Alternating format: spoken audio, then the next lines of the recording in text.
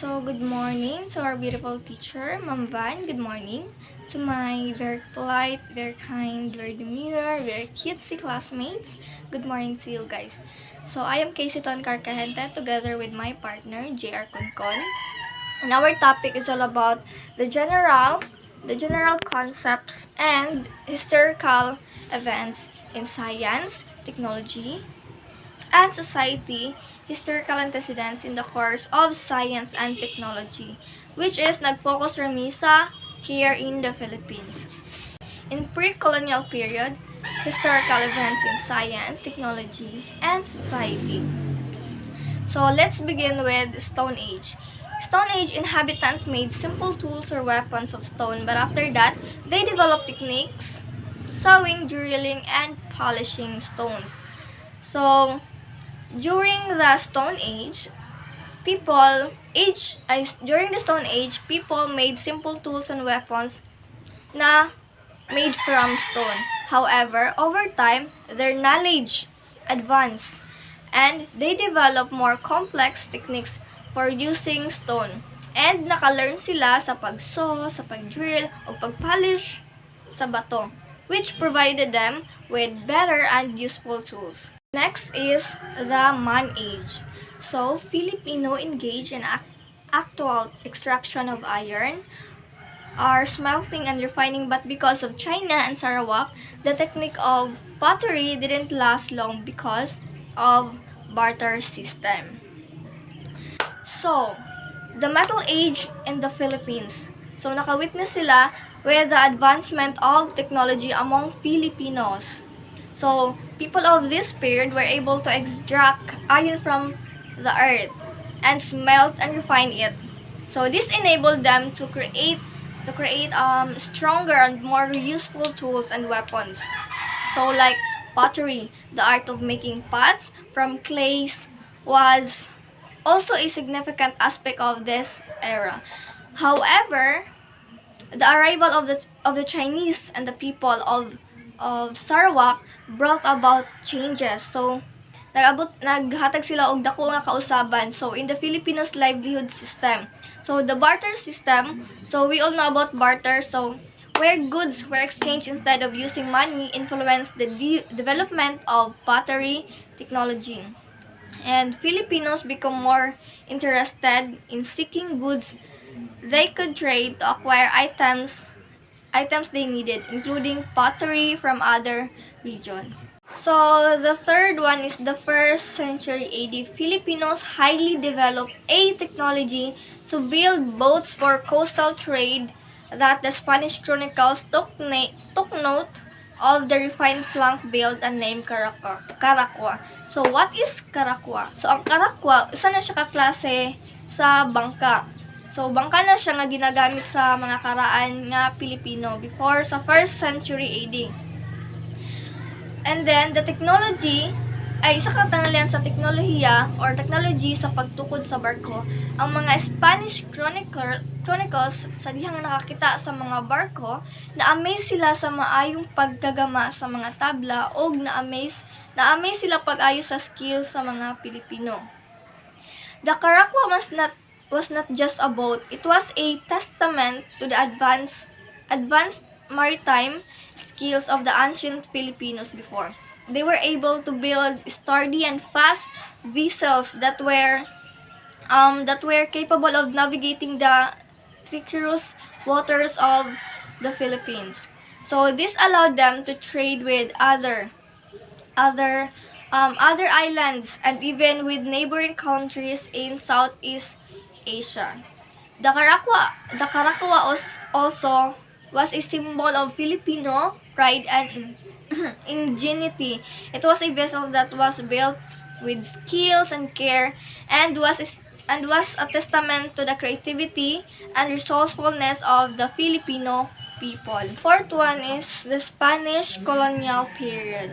Spanish colonization paved way to moderns of construction, roads, bridges, churches, schools, hospitals, and etc. So, the Spanish colonial period around 1565 to 1898 brought a significant changes. So, naghatag og dakong kausaban sa Pilipinas, including the introduction of modern construction methods that the development on infrastructure that would shape the country's landscape for to come.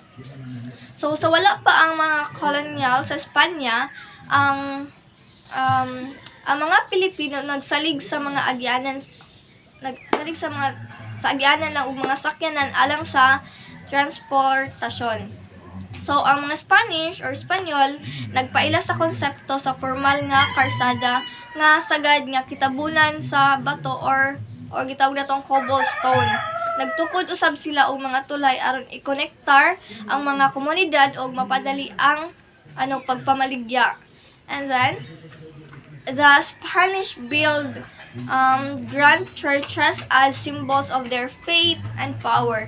These churches often serve as community centers and were built with durable materials like stone and brick. They also established schools to educate Filipino in Spanish language and culture, and hospital also to provide healthcare services to people. Hello, good evening or good morning, everyone. After the Spanish colonization, in the First Republic of the Philippines, it has a very significant little development under the First Republic of the Philippines because of the higher ups. You know what I mean. It has a very little development. They built secular education system under the decree of the 19th of October in 1898. The school is called Universidad Literaria de Filipinas, a secular state. It offered courses such as law, medicine, surgery, notary public, and pharmacists. In the American regime naman, so they advanced rapidly due to the presence of the Americans. Syempre, dato ang ganing ang Americans. Syempre, alliance jud ang Pilipinas dito sa mga Americans. Education is now free sa tanan, from sa women pwede na sila makakuan sa mga professional na mga butang, mga courses. Pwede na sila mo take og medical schools, maka-take og scholarships, granted na sila og sa uban pa. So ang first colleges na ilahang ginatuunan, na-built nila is in agriculture. Kabalo masiguro ka kung unsa na sila. Pak, syempre, the College of Agriculture in Los Baños, Laguna, built in 1909. College in liberal arts and veterinary medicine in 1910, and College of Law in 1911. So kana mo na ilang mga na-build. Ug daghan pa jud og na-build ang mga Americans, galing lang taas lang jud kaayo. pa Okay, in the Japanese occupation naman, they dealt huge impact on the Philippines naman, because watashi wa sugoi desu ne, ano skida. Jokes aside, that includes STS. Grabe siya impact sa Pilipinas. Grabe sila og na-dealt nga damage. Dili siya significant damage, pero kanang influence. So they commercialize agriculture, transportation, health, and medicine. So di na ako napatason, syempre agriculture, dala na schools, dala na roads, transportation kana roads from kabayo to sana na karon, train ba or unsa ba, or unsa pa na sa una, kabayo to nanay dalan para sa mga nihunggo ng mga tao. Health, syempre kay kadong mga sakit nga karaan, di pud ako di bugo kaingon kung unsa na siya nga mga sakit, because why, kulang ko og kaning wala kay ko tawag ni nakabasa o unsa ba, o kulang pud amo ang kaning nakuhaan nga source. Unlike sa gisend ni Desiree or ni Ma'am Bagulang, ah, kana wala. So og medicine pud the commercialized medicine for the ongoing mga sakit. And also education includes fisheries and engineering and infrastructure. So after the Japanese occupation, so it is now in post-colonial. So we are now in the Philippine independence from colonial masters. The Philippine under different administrations continued STS. So syempre di na mawala ng STS, no, science, technology and society. So kung wala ang kaning society sa science and technology, syempre asa man na butang, asa man sila malabay. O syempre as Desiree explained in their report nga kanang wala pa ang science, nag-exist na ang science. So um in the post-colonial, in our report, so SUC has increased, daghang mga state university colleges na naga-increase, even the private nga mga schools has increased. Okay, so PMA, dili siya Philippine Military Academy kundi Philippine Medical